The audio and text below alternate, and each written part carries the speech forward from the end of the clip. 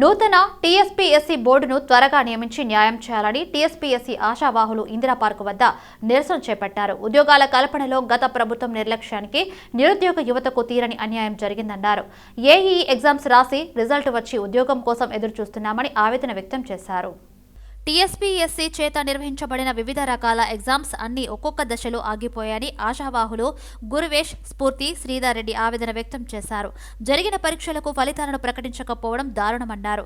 TSPSC నూతన board నియామకంతో ఉద్యోగాల నియామకాలు ముడిపడి ఉన్నాయని గవర్నర్, ముఖ్యమంత్రి రేవంత్ రెడ్డి దీనిపై ప్రత్యేక దృష్టి సారించి నూతన టీఎస్పీఎస్సీ బోర్డును త్వరగా నియమించి న్యాయం చేయాలని కోరారు. అలానే త్వరితగతిన ఆరిజెంటల్ రిజర్వేషన్ సమస్యను పరిష్కరించి ఏఈఈ అభ్యర్థులకు న్యాయం చేయాలని విజ్ఞప్తి చేశారు.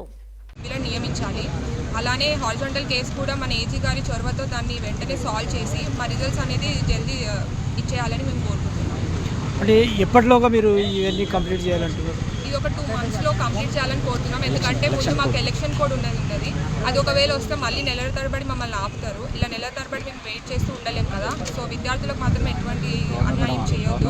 గవర్నర్ మేడం దీన్ని అర్థం చేసుకొని వెంటనే దీన్ని స్పందించాలి. రిజిగ్నేషన్ అనేది యాక్సెప్ట్ చేసి కొత్త బోర్డు అనేది వెంటనే ఫామ్ అవ్వాలని కోరుతున్నాం.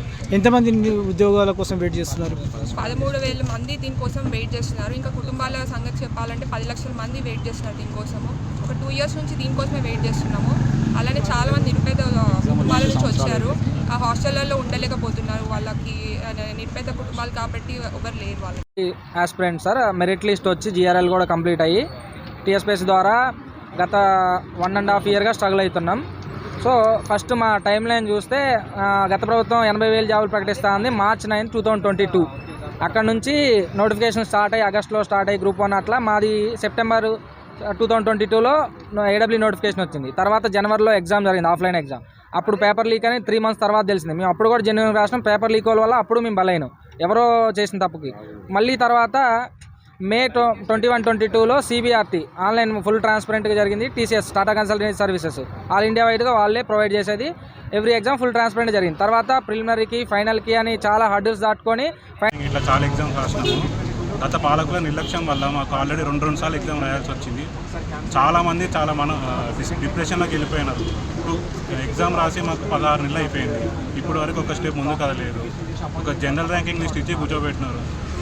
ఇప్పుడు మాకు మెయిన్ డిమాండ్ ఏంటంటే first horizontal reservation issue clear అవ్వాలి. తర్వాత గవర్నర్ మనకి రిజిగ్నేషన్స్ యాక్సెప్ట్ చేయాలి. టీఎస్పీఎస్సీ చైర్మన్, మెంబర్స్ అదంతా తొందరగా యాక్సెప్ట్ అయితే కొత్త బోర్డు ఫామ్ అవ్వడానికి ఈజీగా ఉంటుంది. గవర్నమెంట్ తొందరగా స్పందిస్తుంది. కొత్త బోర్డు వస్తే మాకు చాలా ఫాస్ట్గా ప్రాసెస్ అయిపోతుంది.